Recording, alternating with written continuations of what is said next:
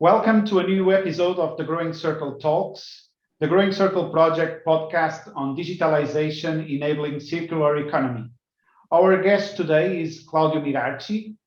Claudio is a civil engineer, research fellow at Politécnico de Milano, and he is involved in several projects where it was to highlight the BIMRel. That was a project developed for the Lombardia region to create an open source interoperable database of products and components for buildings, and the EU funded project DigiPLACE that developed the framework to allow the development of future digital interoperable platforms for the construction industry. Thank you, Claudio, for your time for this talk, and thank you for joining us here today. So you've participated in the BIMRel project, and we are going to start with that. That aimed the development of an interoperable library for construction products. What is your perception on the benefits and gains for the stakeholders? So thank you for inviting me in this interview, and thank you for the question. So there are several type of stakeholders that are touched by this type of platform, because when we talk about the products and when we talk about the diffusion of the information that comes from product, you are talking about the manufacturer that should upload this information. You are talking about in some way the clients that can compare the different solutions, the designer, the construction company. So the perception are of course different from the different side that you have. Let's say that the main input that you can receive by this platform, but this type of platform, because BIMRel is one development that we have done at local level, but the same approach can be used at different scale and with different application. In this case, the main input is that you have a standard structure of data that is always the same, and this is how you can develop then solution that can use and reuse many times the same data that are stored inside the platform. So the point is that you have one place where you can store the data, and you have a standard structure that each manufacturer should use, and you can in this way also compare different solutions in a transparent way, so you can go with a market where, let's say, the best product win because you can compare it in a fair way. And in the same time, you have software developers, and you integrate in the construction sector not only the standard stakeholder, but also those that can improve the digitization of the sector, and you can allow this subject to develop solutions that can solve practical problems for the construction sector itself. So you can take the data and work with this data during the different phases of the construction.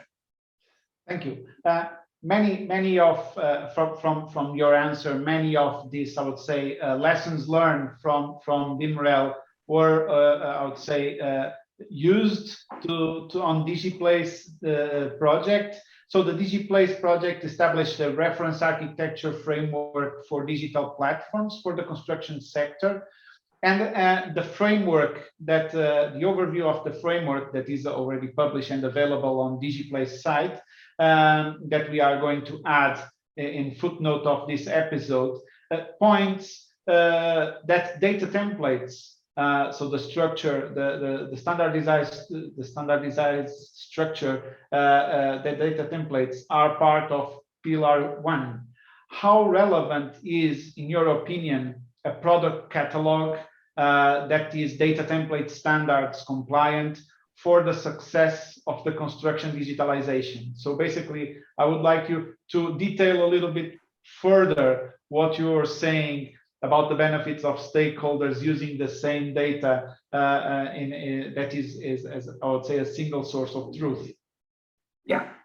Let's say that when we talk about DigiPLACE, we have to change the scale, so BIMRel is a local project, so it's a regional project, while DigiPLACE is a European one with a complete different scope in the development. So of course, DigiPLACE is wider in terms of components, and this one about products is one of the components of pillars that we identified. So of course, it's really relevant in the development of the future platforms, because it's where you have many of the information that then are used in the different phases of the project. The point is that when we developed the concept at the regional level, if we want to compare the two and to understand what is the difference, the focus was, we have to develop this interoperable platform that should allow the reuse of the data. But then when we look at the European level, then the perspective changes. And the point is that we should be able to allow different platforms to communicate, because we need to have a coordination at European level. And then we should allow, in this way, we should enable local platforms at national, regional, or other levels to be developed according to a reference architecture that is homogeneous for the different sites. So this point is that we should create, and it is really important to have this structure, but also to have this architecture that can guarantee the development of platforms in a coordinated way, so that we avoid having pieces that are completely different in the different nation, in the different region, and then no one is able to talk to each other. So everyone should redevelop the same data, re-input the same data. You have this point where you have a lot of silos and no one is able to talk to each other. And this is a lot of efforts that you spend. And it's not the way that we would like to have the construction sector digitalized, you know. Thank you. You talked about this framework and these silos that should not exist. And one of the things that we have been researching in GrowingCircle project, and also it has been discussed in several events and conferences, is that seems there is a silo between two dimensions in terms of, I would say, EU future heading, that is the sustainability dimension and the digitalization dimension. We are talking more about digitalization or platforms that enable digitalization in the construction industry, but we feel, and that is being identified, that there is a gap between I would say a gap in the perception that these two dimensions, sustainability or circular economy and digitalization, actually can work together. How do you see environmental performance and circular economy related data as part of the effort of the DigiPLACE project and other projects that you have been involved? So you're right in the sense that many times when you think about digitalization, you are thinking about different points and you are not really linking these two, so the digitalization and the environmental performance and the circular economy. But yeah, I agree on the other side with the point that the two can work together or should work together, because in any case, we are thinking about the management of data, the idea that we should create a construction sector where we push the quality of the final product that for us are the buildings, the infrastructure, and the components about the circular economy and performance of our building are central.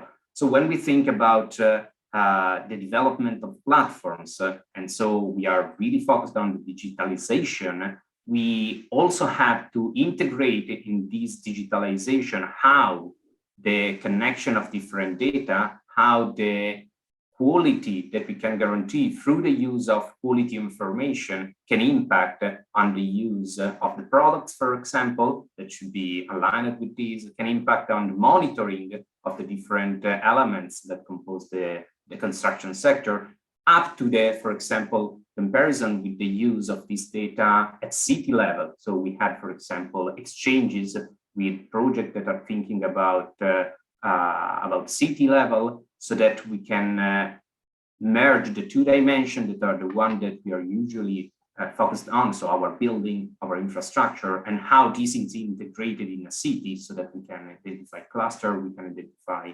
energy that are all components that comes together with the energy performance of our construction sector. That is not just one building, but is the city that is working all together.